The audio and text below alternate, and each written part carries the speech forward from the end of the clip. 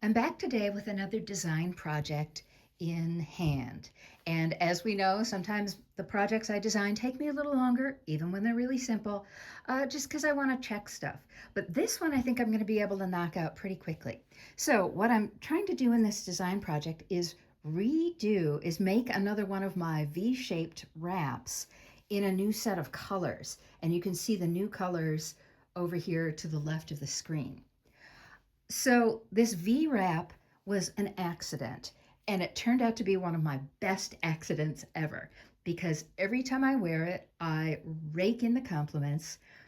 Because of its construction in a V, it hangs over my shoulders. The point of the V is goes down my back, and you can't tell, but trust me on this. There's a short panel which is 28 inches long, and then this a long panel which is 45 inches long. So when I drape it over my shoulders, like I said, the V is pointing down my back. The short panel lays flat over the front of my torso. And then I have enough length in this 45-inch piece to just loop it up and over the short panel so it stays on my shoulders. It looks gorgeous. It sets off any outfit. And like I said, I just rake in the compliments.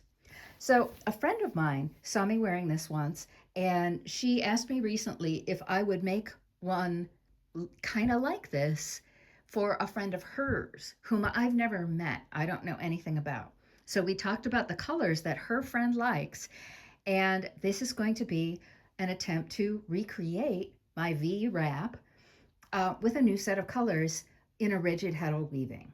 So, in addition to all the things that work about this wrap, I want to try some slightly different techniques because trying to this wrap has a right side and a wrong side based on where I seamed the two panels together, and I think I can make that better. So, in my new construction, I am still going to end up with a short panel and a long panel, and I'm just going to weave it in one big strip. But my plan now is after I take this very long strip off the loom, I will cut off my short panel at 28 inches, and then I will cut and bind a square to form the point of the V, and I will bind it with something. I don't know what yet.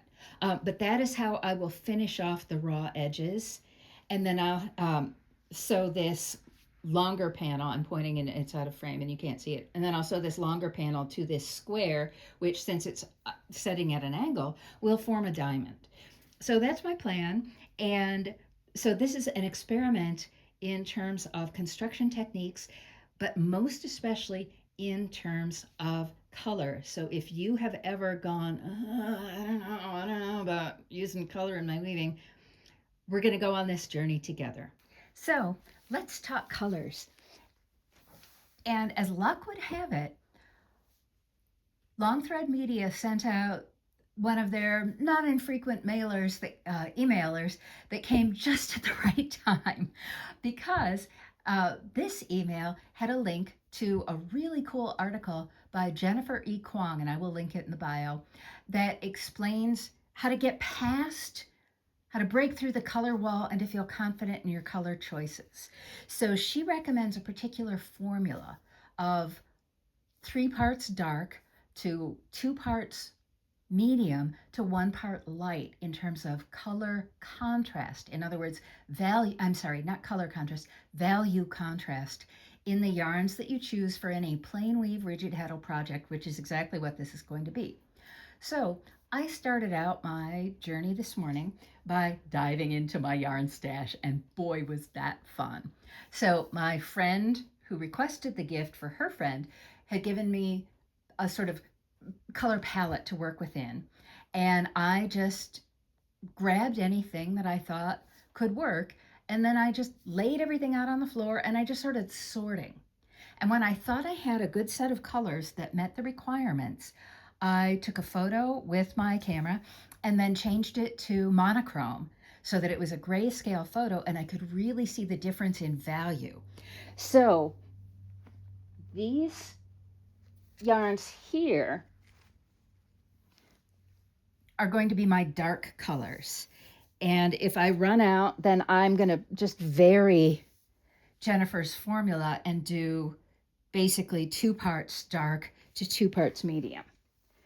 Then these 3 colors are my medium palette.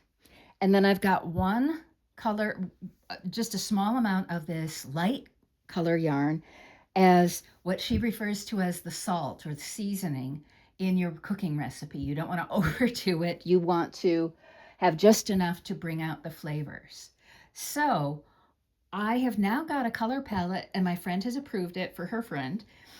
And if it turns out that this is a disaster, because these are just my warp yarns. I haven't chosen my weft yarn yet. I won't do that until after I get the loom warped up. But if this turns out to be a disaster, I will learn a lot. And if it turns out to be successful, I will have learned even more about how to put colors together confidently. So I am going to go with 99.5% certain that this set of yarns will ultimately work when I start designing my warp on the loom as I direct warp it. But we're going to, there's, fortunately, I've got a lot of yarns in these colors in my stash. And if something doesn't work, so I'm a little dubious about this one because it has less green in it than these other teals. But we'll see. It might turn out to be fantastic. One other thing to notice about this collection. So this one is let's see what I've got here. This one is a DK weight cotton. This is a hand-dyed, not by me, hand-dyed fingering weight. This is it was once one skein from Bijou Spun, and it's also a fingering weight. Then these 3 yarns back here are hand spun. So this I spun, I couldn't even tell you how long ago. And it's you can see that it's a gradient yarn. So when I spun the singles and plied, I kept the gradient in the original fiber braid. And my Ravelry note says it clocks in at a fingering weight, but I don't believe it. I think it's closer to a DK weight. This is a peacock silk that, again, somebody else dyed and I hand spun. And it's probably coming in around sport to DK. And then this, oh my goodness, it's kind of hard to give this away, but it will make someone else happy. And I had so much fun spinning it. So this is New Zealand Polworth from a sheep named Snow Maiden. And I spun it and then I dyed it. And this is coming in, I'm going to say sport to DK. So because I've got so many hand spuns in this collection, there will be a combination of color things going on with a little bit of, well, more than a little bit of texture given my hand spun, but going on with some texture, much of which honestly is going to kind of come out in the wash. And I've got 3 variegateds, one of them with speckles and a gradient. So I'm going to need to choose a weft that enhances all these colors instead of overwhelming them, which means that first I need to get it onto my rigid heddle loom, direct warping, and I'm going to do a stripe pattern like I did with my first oddball wrap. Because that worked really, really well. And it's really, really fun to see the V at the bottom do its V thing. I'll have to think of some way to play with that if I'm going to make a diamond shape or a square for the V, the point of the V. But we're just going to have to see. So my next step is going to be to run some calculations. How much yardage am I going to need? What set am I going to choose? And since most of these yarns are in the sport to DK range, I am probably going to go with, I'm going to say, I'm going to try an 8-dent reed first and see how that looks. And if it looks awful, then, or if the set is too tight or too loose, I can adjust really easily. And And along the way, I'm also going to test out different weft colors. Uh, so I'm going to make a stripe, some kind of stripe pattern. Probably not today because I want to get back to my other weaving project on my big loom. But I will do a striped warp, and then we'll see what we see after I have played with the arrangement of these colors. And we'll see where that goes. So stay tuned for more.